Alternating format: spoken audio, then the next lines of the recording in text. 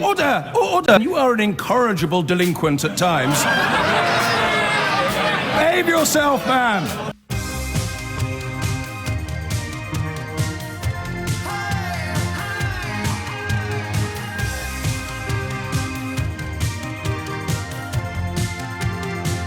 Back in the studios here in Leicester Square, London's fashionable West End, after yesterday's excursion to Grenfell Tower, for which I'd like to thank everybody who got in touch with warm words after that broadcast. It's a very different day for us when we find ourselves returning there, and we determined yesterday that we're going to continue returning there at regular intervals until these inquiries are complete. So if they take as long as Hillsborough has for the truth to come out, I might have to buy a season ticket for that corner of the capital.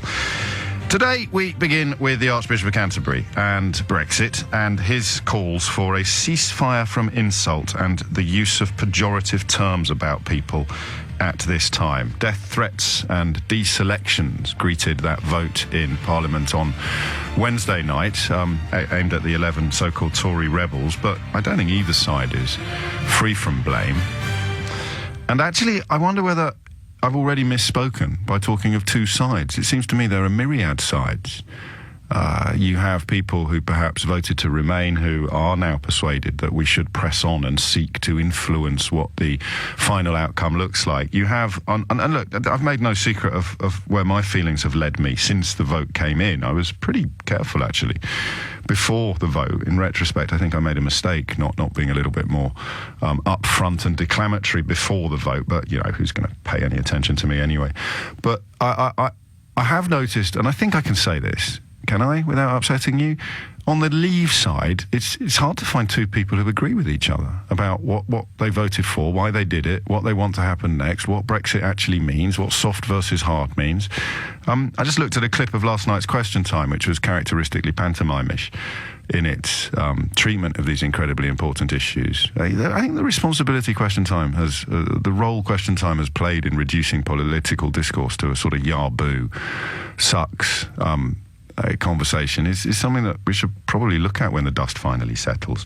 But again, you had the sort of enthusiastic applauding of the fellas who didn't really say anything substantive, but were absolutely certain that they were being victimised and insulted by metropolitan elites.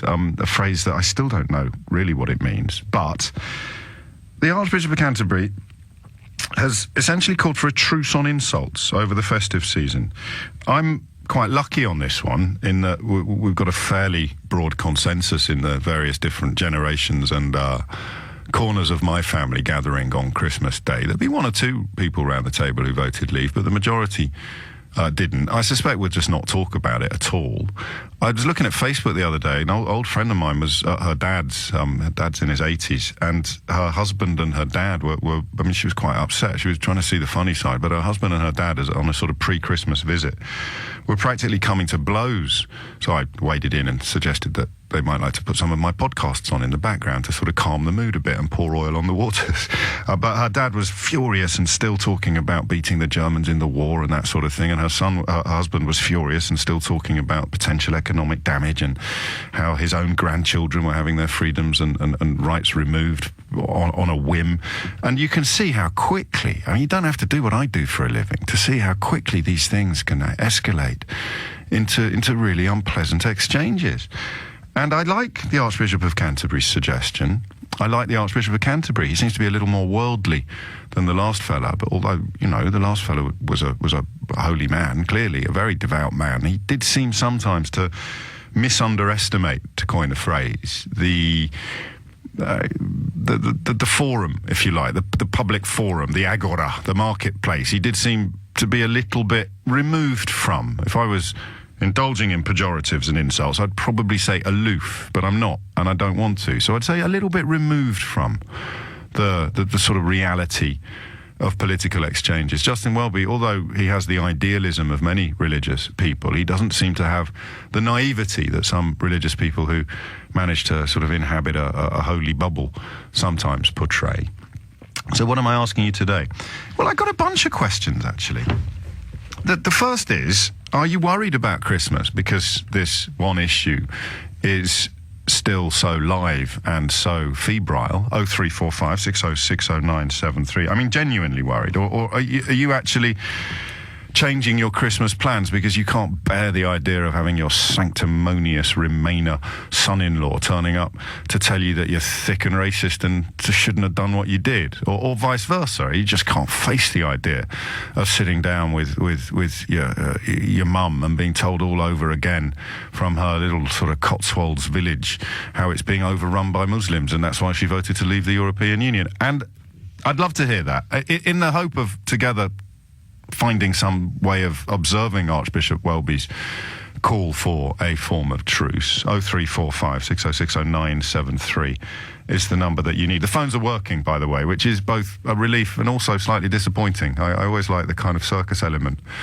If I had to get through to 1 o'clock without taking a single phone call, it would have been torture for you, quite probably, but a wonderfully challenging exercise for me. So is Brexit casting a shadow over your Christmas? And how can we together, regardless of where we stand on the issue, how can we kind of disperse that shadow? 0345 60600973 is the number that you need. And the thing I'd also really like to get stuck into, I'm going to set off a small firework in a minute, but before I do that, why is it so vicious, this debate? I know that you possibly see blame on both sides, but most of us are going to see most of the blame on the other side.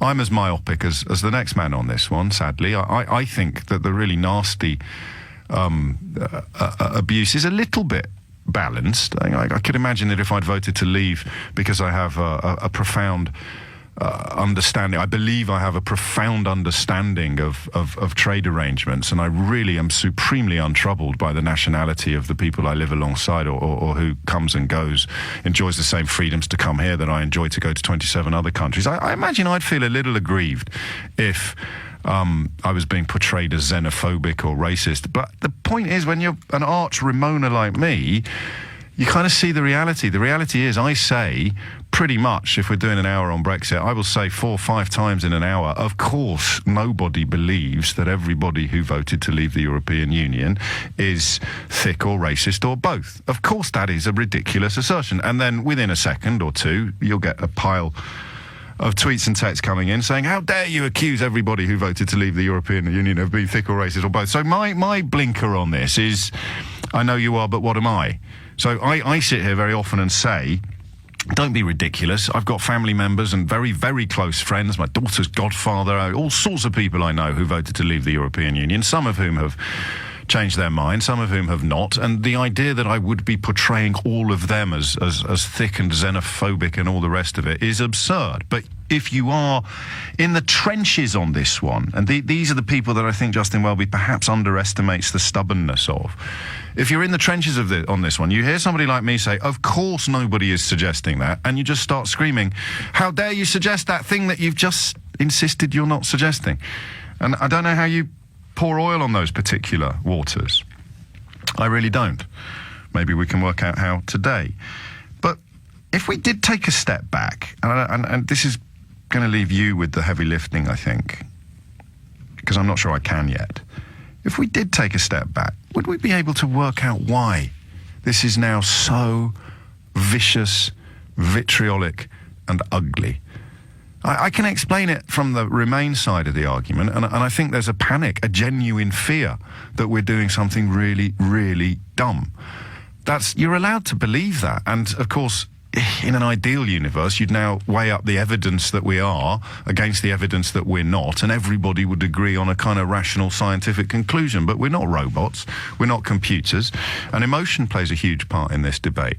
But I think the Remain side would be, look, I've looked at all the numbers, I've looked at this, I've looked at that, and it just looks like we're going to be cutting our nose off to spite our face. And I really don't want to do it. It's like the analogy that I've been using since last June about an aeroplane and democracy. If there's 100 passengers on an aeroplane and 52 of them vote to replace the pilot with a drunken chimpanzee, I don't think the other 48 have to just sit there silently and wait for the plane to crash into the side of a mountain. I think that the decent ones among us are going to scream to the highest heavens in the hope of persuading the will of the people to remove the drunken chimpanzee from the cockpit and replace it with the pilot again.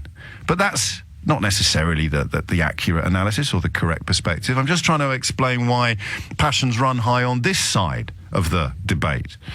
I don't fully still understand why they run so high on the other side, especially if we're trying to steer clear of the kind of conversation that we had with Steve in Harrow last week, who was a good man. There's a line in that clip that's, done the million or whatever on the old internet, a line where he says, I know I'm digging myself a hole here, and I said, I will pull you out of it, mate, I promise, because I wanted him to talk about where he was coming from, and sadly, perhaps, or not sadly, because he was honest, he was talking about the colour of the people on the tills in his local supermarket as a reason for voting to leave the European Union, which isn't logical, but it's real.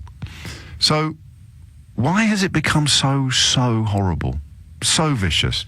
And the little firework I will leave you with before we head towards the first break of the morning. The little firework is this. If you look at what the Archbishop of Canterbury has said, it would be good to have a ceasefire from insult and the use of pejorative terms about people at this time. It seems to me that this is a bit like my patented secret for a happy marriage. Do you remember what my patented secret for a happy marriage is? My patented secret... What time is it? Is my wife going to be listening? 10:15. I don't think she is. My patented secret for a happy marriage, and something you have to learn very, very quickly. I presume this is the same for men and women, but I can only speak from a male perspective. You have to learn how to be right and silent. You don't have to win every argument. You don't have to keep hitting people over the head with the evidence of their own wrongness. So the only way you're ever going to have a Brexit truce in your house or any other house is if the Remainers stop spilling fact and just allow the Leavers to vent their, well, not to vent their spleen necessarily, but to keep sharing their slogans and their misunderstood sound bites and their perfectly plausible dreams of the future, but utterly impossible to achieve. And the rest of us will just have to sit there and go, all right, Dad, all right, Mum. Because I want to tell you one thing, and I really want you to pay attention to this, and I don't care where you sit on the political spectrum or where you sit on Brexit. My dad won't be at our table on Christmas Day. For the fifth year in succession, my daddy won't be there. And I can tell you now that if you gave me the choice of never talking about politics with him again and having him back for Christmas, I'd bite off every arm you've got. So this is actually quite an important story. Thinking of going back home for Christmas and thinking, I can't bear listening to Dad bang on about Brexit, or I can't bear listening to my holier-than-thou little nephew telling me how stupid I am. I can't bear. Just spare a thought for those of us who every Christmas, there might not be an empty chair at the table, but there might as well be. And then ask yourself whether whatever Brexit brings, whatever happens next, is this animosity and viciousness, this vitriol and violence, these death threats and deselections, these accusations and allegations, is it really more important than being with him or her or each other at Christmas? It's 10:16, where we contemplate the Archbishop of Canterbury's call for a Christmas ceasefire in the increasingly bitter feud over Brexit. And we've got a couple of questions, key among them. How bad will it be in your house? How bad might it be? Or have you even changed your plans because of this intractable argument, intractable positions that two sides of the family feel? And secondly, why is it so bitter? I know that might seem an odd question for someone like me to ask, given that many people feel that I kind of foment the flames of division. I think I do the opposite. I think I'm trying to build bridges between two positions, an emotional one and an essentially intellectual one. But even that's going to offend somebody. So why is it so bitter? Why? On this side, I can see why. It's so bitter because of panic and fear that we are hurting ourselves. Stop hurting ourselves. That seems to me a fairly urgent message. Why is it so bitter on the other side? Katie's in the Cotswolds. Katie, what can you tell us? Oh, I'm dreading all this. Are you really? Yeah. Why? So I'm an academic. My salary's paid by an EU grant. So obviously Brexit has huge implications for me. My parents live up in Lincolnshire, in the part of the country that's most strongly voted for Brexit. Last time I was up there, my dad called me a Ramona, and I had to just bite my tongue and turn the conversation away. Did your mum and dad know that? Did they both vote the same way? Yeah. Did they know that they could be voting you out of a job? I don't think they realised at the time. Well, but you should have plumbing told them, Katie, shouldn't you? Well, yeah, but I don't know it necessarily made any difference.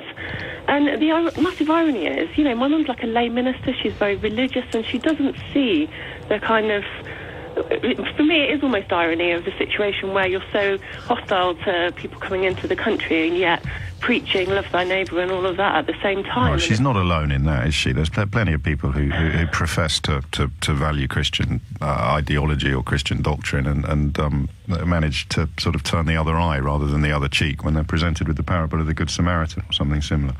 But they never used to be like this. This is definitely a thing that's come on as they've got older, and I know there is a tendency for people to become more sort of like that as they get older, but I just don't really recognise them in it, and it's... I think I just avoid the topic at all costs because I know it's going to get heated if I don't. I really do, and it's just such a shame because. Well, I'm going to make this point a few times in the course of the programme, but I'm quite an emotional fella, so I might not be able to make it as often as perhaps I should. But when I remind you that my dad isn't going to be at Christmas dinner, does that help at all? Does that change the tone at all? It does. I was thinking about that when you were just saying that a minute ago because my husband's parents. His mum is very elderly and very frail, and you have to kind of keep reminding yourself that, you might be in the same situation as you next year. So can you just avoid it altogether, or do you think your mum and dad will want... Because I think what we've got now, with the people that you care about and the people that you know, and this is odd because I would put my listeners in that category because I'm a bit weird like that, even the angrier ones. You have that weird thing with an argument between people who care about each other, in that you need the other person to admit that they're wrong. Yeah. Well, the thing is in our house as well, like, political discussion is kind of a bit of a sport, especially around, family get-togethers, and everyone likes to have a bit of a answer and give their point of view, and, I've been called a left-wing tosser by my... A pejorative. And your mother is a lay minister. I hope she doesn't come out with that sort of filth from the pulpit. I know. I suppose if you really broke it down, it would be hard not to see Jesus at least as being essentially left-wing or liberal, sandal-wearing as well. I presume he ate sort of the Middle Eastern equivalent of muesli at the time. Well, I don't know. I'm doing a little bit of therapy today because my callers often give me therapy. So just try not just avoid it just for this Christmas for the reasons I've said. You can be right and silent, and then still enjoy Christmas. Well, there's that other phrase, isn't there? Sometimes it's more important to be kind than to be right, and I think this is one of those times where you have to just keep reminding myself. And yet we are now sneering like the best of condescending metropolitan elites by saying, yes, we'll be right, and we'll just allow everybody else to carry on in their ignorance. But for one Christmas only, we won't point out that ignorance. Happy Christmas, Katie. Happy Christmas to you, James. It's 24 minutes after 10. 2 questions. What's happening in your house? And the second question, why is it? Why do you think it is so bitter? I know why my feelings run high on it. I hope I'm never kind of really vicious. I certainly would never indulge in calling for people to lose their lives, as is what happened after that vote on Wednesday night with some of the so-called Tory rebels. But why so much bitterness on the other side? What are you... See, I'm frightened of self-harm, if you like. I'm frightened of damage to the national interest. I'm cross that my children's future has essentially been jeopardised, arguably. Why is there so much anger on the other side? And will the twain ever meet? Something Katie said there really stuck with me. It never used to be like this. You could have political arguments.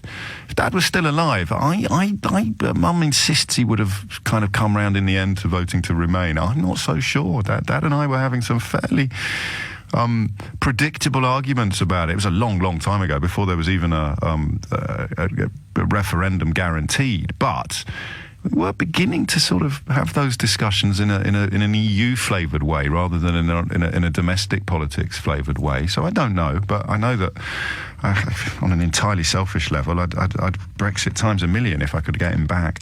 Alan is in Chesterfield. Alan, what would you like to say? Hi, it's just hi James. Merry Christmas, by the way. Thank you. It's just about why it's so vitriolic. Yes. And to me, it's because it's such. It's not even a political subject. It's a gut instinct subject. Well, I see. Is it not? Okay, this is me going in. It's a gut instinct on one side. It's a political subject on the other side. I don't know. I mean, every kind of analogy you come up with, right, in one way or the other. Even the one I love, the chimpanzee flying the plane. Your analogy, yes, right. I don't know if it was mine, but I'm claiming it. But it's insulting. Yes, I know. Well, is it though? It's insulting. The 52 people who sit there saying, well, we wouldn't vote for a chimpanzee to fly a plane. That's stupid. Yes. You know, but it's right in what you're saying. Yes, that's the problem, isn't it? It's a perfectly valid analogy, but no one wants to be on the chimpanzee side of the argument. So. Well, then you say, well, prove to me you haven't put a chimpanzee in charge of flying this aeroplane, and anything you say back to me is demolished completely by just two little words. Both of them begin with D. One of them's David, the other one's Davis. Exactly. So to me, it's a little bit like trying to get a Catholic and a Protestant to sit down and both agree that the other person's religion might be right. Well, they are both Christians, so I think even that. I think Brexit's a lot more intractable than a Catholic Protestant.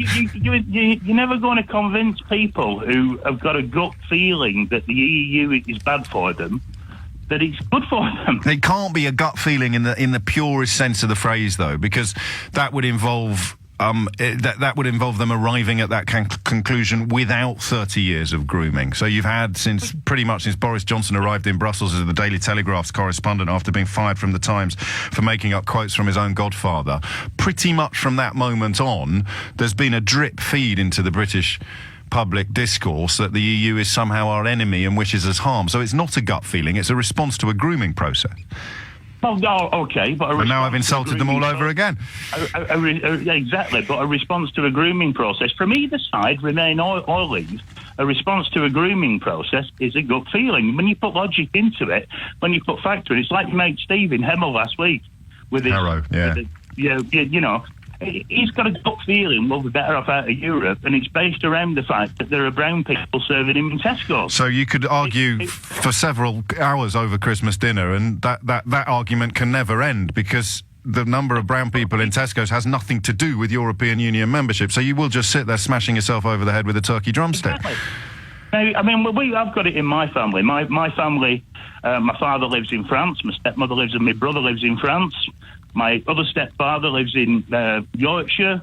I live in Derbyshire. We're spread about all over. I've worked all over the country. Some of my family voted Remain. Yes. Some of them voted Leave. Some of them didn't vote. To be honest, how it's going to affect Christmas, not that much, because we've had all the arguments. And we've got pretty much an unwritten rule now that if we all know we're wasting our time talking to each other about it.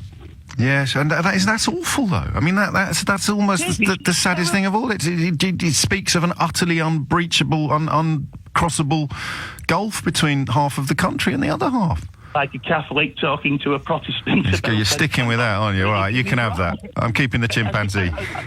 Because I do think it is that emotive. It is that, to use a phrase, ethereal. It's not something. There is no tangible rule that you can pick. I'm a Remainer, you know, with that out. But I can't grab one single fact which tells me that Brexit definitely, in the long run, isn't a bad thing. No, you can't. You can't. You can't predict the unknowable. And all of the evidence suggests, and I think everybody now concedes, even people who swore blind we could have our cake and eat it and it'd be sunny uplands all the way, they now come out with this line, well, of course there may be some short-term harm, short-term damage, but after 10 years, we'll be sailing through the... But no, I mean, Alan's right. You can't bring out the... What would it be? The kind of, you know, the absolute end of the argument piece of evidence. Maybe that's part of the problem. And it doesn't matter how much evidence there is, there's always that response which would be yeah but. That's it, isn't it? It's the yeah but Brexit. And this is part of the reason why the Archbishop of Canterbury's call for a truce, a Brexit truce over Christmas, is perhaps a little bit pie in the sky, although I share his feelings.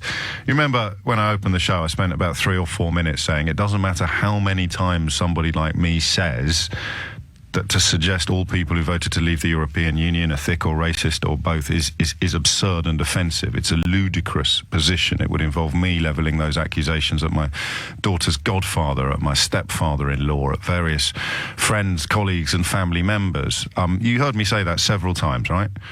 And if you live in a rational universe, you probably thought I'd gone a bit bonkers when I then said, but of course, some people will hear the exact opposite. And here you go. Hey, James, have you ever stood face-to-face and toe-to-toe with leading Brexiteer Tories and called them thick and stupid xenophobes, or do you only do it via radio?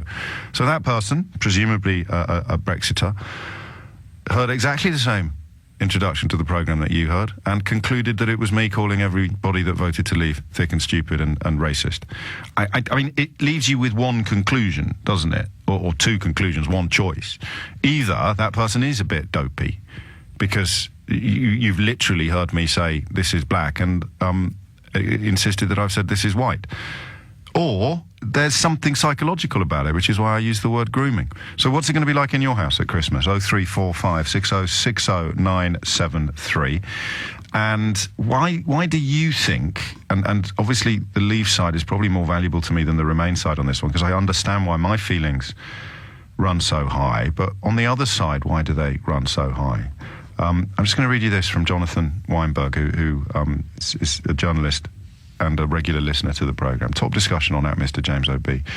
Me and my dad had lots of arguments over Brexit. He voted out. I said he probably wouldn't be around in years to come to see the fallout. Then he died suddenly in February. I don't regret the arguments, but I regret not respecting his personal views. Do you? I bet you do.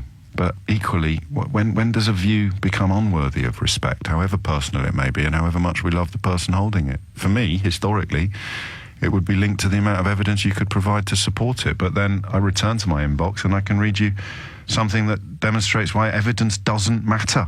We are bloody bitter because democracy works by a majority vote, whatever the result.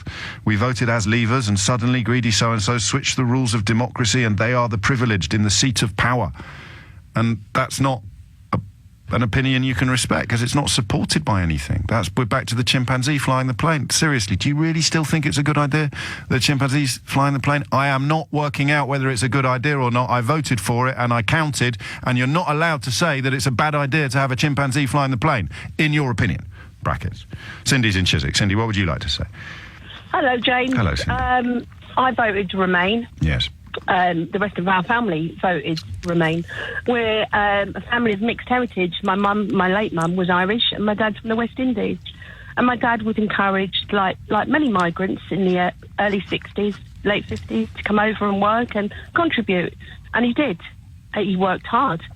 And we see all this rhetoric that's being posted. And to be honest with you, I was kind of ignorant to it. I didn't recognise it. I didn't recognise how entrenched racism is in some people until this Brexit campaign. No, nor did I. Although, again, for the sake of wasting my breath and yours, obviously neither of us are suggesting that everybody who voted in that way did so for reasons that are subject to accusations of racism, but I've wasted my breath because, of course, people are here the opposite. Of course. And like I said, I mean, you know, we read, and I've got friends that voted Remain and friends that voted out, and it didn't affect me until last week. What happened? It really didn't affect me. I was in the bank with my dad, and I was talking to an elderly woman, English woman, was having a good old chat, and in the bank, there was a news feed, and it was about, you know, Brexit and Theresa May, and me and this elderly woman were just having a cordial chat. And this lady was saying, you know what, I think it's a waste of time and we should have stayed in. And I said, look, I feel exactly the same. So, you know, we carried on our business. Yeah. Dad was at the counter and I went to join him. And the lady that was listening behind us, she was probably, 75, that sort of age. Yeah. She walked past me and she said, oh, you're rude. And I said, why am I rude? And she said, well, if you don't like it, you should leave this country. Go back to your own country. Were her exact words. Her exact words were... God, if it's reached Chiswick, we're all doomed. Yeah, go back to your own country. My first instinct was to give her a barrel of abuse. But we was brought up with integrity and respect. And I remained silent. And I said, look, you know, that's your view. And, you know, I don't respect your view, but that's your view. And... I walked away. My dad said, oh, what did she say? And I said, oh, Dad, you know, don't worry about it. It doesn't matter. So my dad kind of sort of chuckled it off. Sure. And as we walked out, I told my dad, and my dad said, you know what the irony of it is, Cindy? He said, when he came to this country, he came from the West Indies. His parents saved up like a few pounds for him to, you know, safe passage. He arrived in Southampton with many others, and he settled in Ladbroke Grove, Paddington, that sort of area. And he said... You know, it was a day of, you know, no blacks, no Irish and no dogs. We all know that. Yeah. And he said the only people that would give him a room was Polish. the same people that, you know, everyone else seems to have a problem with. It just moves. I think the focus moves because, you know, if you're talking with your mum there with her Irish accent in the bank, then the woman behind you would have said exactly the same thing, wouldn't she? And eventually there's nobody left. Once you get the razor out and start shaving off everybody who is entitled and isn't entitled, you'd be left with... you can't have that people in the Doomsday Book because they're Normans. You'd be left with people who kind of I don't know who you'd be left with. Some sort of fossils in a cave on the Isle of Wight, probably, literally on the Isle of Wight. And you know what? I mean, I'm nearly 50, and you know, as children, we're all sort of, we've all had, you know, squabbles, and we've all had, you know, some of us have been bullied, you know, for whatever reason. But I can honestly say, James, as an adult, as you know, as a 48-year-old woman and the mother of 3 children, I've never felt so hurt by those words. The last time I felt that type of hurt that was directed personally at me, and I remember so vaguely. I remember we lived in not in a high-rise block, in a council estate. Yes. We lived in Hammersmith as children. There were 6 of us, and there was loads of kids on our estate, and you know, big multicultural families, and we all got on fine. And I always remember, right next door to our housing estate was the town hall, Hammersmith Town Hall. Yeah, I know exactly where you are. So it was probably, I don't know, probably... Give me the punchline, Cindy. I've got people queuing up to talk to me. Sorry. And I'm just saying, the same hurt that I witnessed in the bank was when, in late 1970s, there was a march, a National Front march, and I always remember them passing our windows, and my mum and dad saying to all of us, keep your head down, don't look out the window. Now, I've never felt that type of... That kind of fear and confusion and fear, and then you felt it again in a banking scissor. And it was by an elderly woman. It wasn't by a Nazi skinhead. It wasn't by a man holding a banner and you know. No, I hear you, and you've made your point brilliantly. But I sense that if I don't call time on this phone call, we're going to be here in 2018, Cindy. It's not a bad thing. No, you're not wrong. Thank you. I went on a National Front march. There you go. Clip that, Charlene. That'll go viral. I went on a National Front march as a kid, and I was accompanying my dad, who was doing a shift for the Sunday Telegraph, and the march would have been on a Saturday. And I think Mum was busy or doing something with my sister, so Dad had to take me with him. And I didn't really understand it all, but I do remember one thing in my tiny little brain. That's because I was young, not because my brain is tiny. I remember being sad when I saw pushchairs, because Dad had roughly explained what it was, and he would have explained it in a very grown-up and subtle fashion. He would have said, you know, some people think that if you're black or Irish, son, then you shouldn't really be living in this country. And I'd have gone, what's wrong with them, Dad? And he'd have said something like, well, you know, maybe they're cross about other stuff and they're looking for people to take it out on, or whatever it would have been. Dad would have done a good job on that, but I'd have still got a measure of what was going on. I wouldn't have felt as confused and frightened as Cindy did in Hammersmith in the 70s, because I'm not of colour. But when I saw pushchairs, I do remember just feeling, oh man, pushchairs, that's very strange. Because I must in my little brain have thought that the babies or the children were somehow believing the message that the adults were marching under, believing the banners that the adults had, because you can't compute everything when you're young, you can't compute everything when you're old. So in my sort of 6-7-year-old brain, I'd be thinking, well, how can children think that way? Of course, I now know that children don't think that way, but whether those children grew up to reflect the opinions of their parents, who now, you could argue, are responsible for Cindy's experience in the bank the other day. More your thoughts on this. Brexit Christmas, what's it going to mean for you? And how do we help the Archbishop of Canterbury achieve his dream of a form of truce? I think the first way you do that is either by agreeing to stay silent even though you know or believe that you're right, or by unpicking why the bitterness, why the vitriol, why the verbal violence is now so acute. It's 10:45, where the question is twofold, really. How can we help Archbishop Welby achieve his call for a Christmas truce on Brexit abuse. And why is the abuse so vitriolic? Why is for me, the Leave side of this argument so bitter and vicious? And you're perfectly entitled to say that the Remain side is, and I'm perfectly aware of the fact that you will have to put your fingers in the ears for the next 2 minutes to include me in that accusation, because it has always been palpably absurd to suggest, or it would have been for me at least, because I would have been denigrating relatives, friends, families, members, colleagues, to suggest that everybody who voted that way did so because they were a bit thick or a bit racist or a bit both. It clearly isn't true, although I am yet to meet a person, and you can hear it happen on the radio show almost daily. I'm yet to meet anybody who thinks there's too many brown faces in this country who didn't vote Brexit. Maybe I'll meet one today. 10:51 is the time. Peter is in Dudley. Peter, what would you like to say? Hi, James. So with regards to like the family thing, my wife is actually an EU national, and the third generation in my family, quite a few of them voted Brexit. And the reasons why, and the sort of ignorance that it would actually affect our lives directly. So we've already, I'm sorry to interrupt, but we've already gone for ignorance, haven't we? And that is part of the problem, because although I'm sure you're right to use that word, it's not really what you might call an olive branch, is it? No, I suppose not, no. Well, I don't really know what other word to refer to. No, so here is some facts that they are unaware of, and when they are made aware of them, they either deny those facts or continue to act as if those facts don't exist.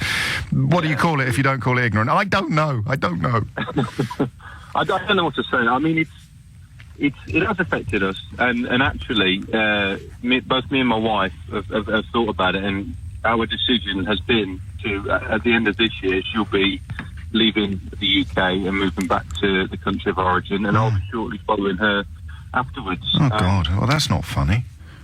No, it's not fun. No, well, it's going to be fun, but it's not. Well, good luck to you. No. You know what I mean when I say that. I just meant we were chuckling away there, but I didn't realise it was going to be affecting your behaviour that profoundly. So, what will your mum and dad or your grandparents say when?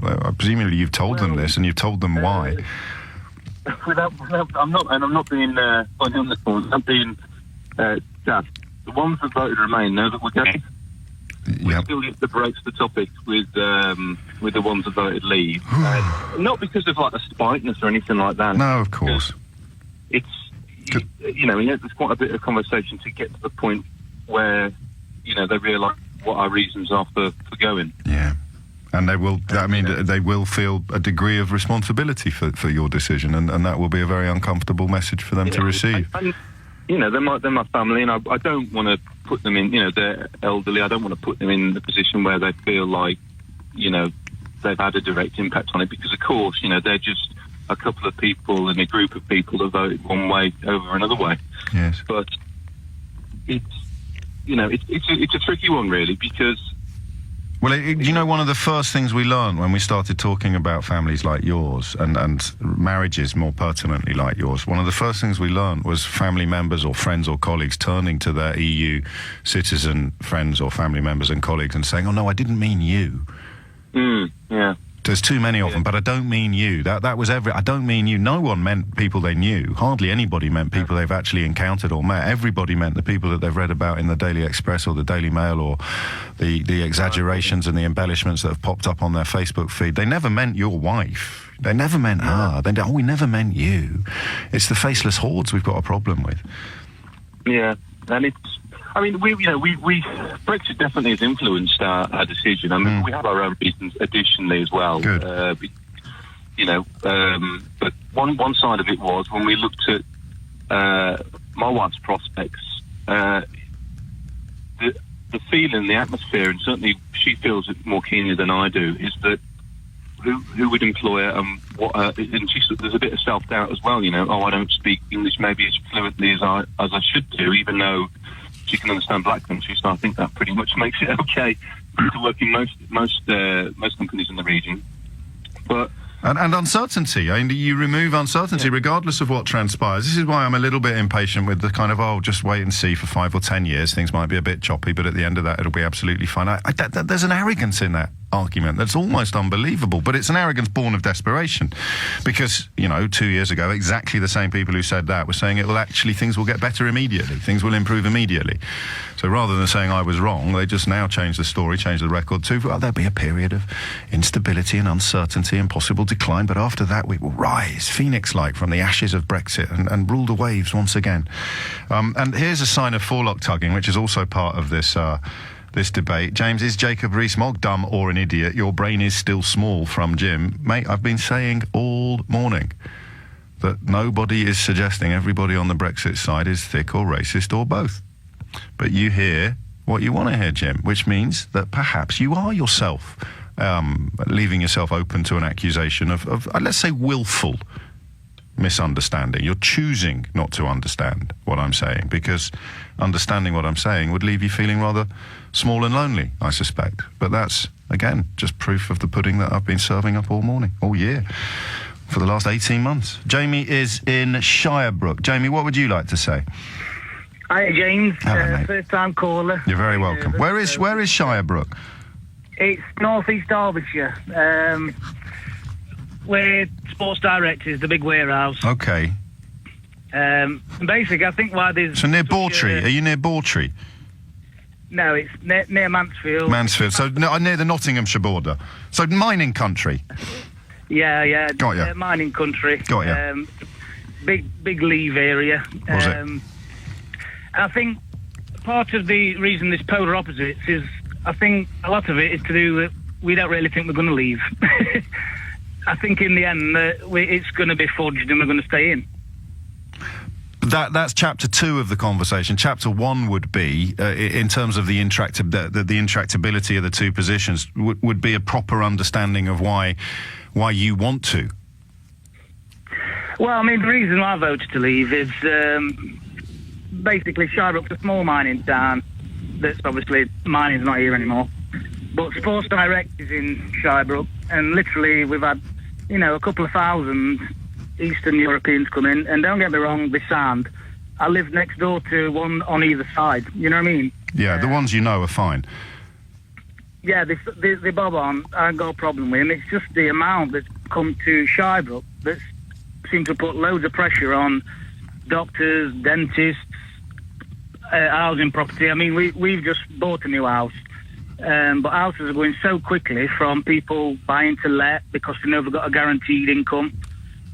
And it's just putting a lot of pressure on local services. I mean, that's why I voted to leave and why a lot of my family voted to leave, really. And there's perfect logic to that position. But, I mean, I have to ask you one more question. So you want your neighbours to be removed from the country? No, I don't want my neighbours to remove from the country. Well, then the pressure on the services is not going to be alleviated then, is it? Well, that's a good point, isn't it, really? It's not going to be alleviated. So the only way you get what you want is by calling for your neighbours to be removed from the country, which I'm sure you're not going to fall into that trap, but that has to be the next stage for your position logically. Well, no, I don't want them to be removed at all. I just want. But you voted because there's too many of them. So how do you reduce the number that there is currently, putting all the strain on those services? Put extra services in, but that ain't happening either, is it? Well, maybe we should have been putting all our energies into calling for that, mate. I know, but it don't seem to happen. They don't seem to listen to us, do they? Well, unless you're saying there's too many Polish people here, and then they do listen to you, and you have to wonder why they choose to hear you say that, Jamie, but not choose to hear you say that the taxes you pay don't seem to be translating into proper infrastructure, and there are billions of pounds sitting offshore in the bank accounts of the people who own the newspapers that have persuaded you that your problems are caused by your Polish neighbours. Well, it's just the fact that we're a small town. We're not really. No, I'm not arguing with your position. I'm pointing out where it leads. And you can't argue with me when I say the only way that you reduce the number of people living in Shirebrook who are not from Shirebrook is by calling for the people currently living there now to be removed. And you're not comfortable with that, but you can't argue with it. Well, no, that's a fair point. And that's why I get so cross, because I think you're a good man, and I think your family are good people, and I think that you're honest and full of integrity and true, but you've had so much poison poured into your ear that you've cast a vote without really realising what the consequences of it would be. And if you think this lot, with their call for reduction in regulation, reduction in workers' rights, reduction in workplace protections, reduction in trade union membership. If you think this lot have got your interests at heart, mate, then crikey. I wish I was on whatever you're on. It's coming up to... Let's have... Jamie, Merry Christmas. Yeah, cheers, mate. Thank you. Mind how you go.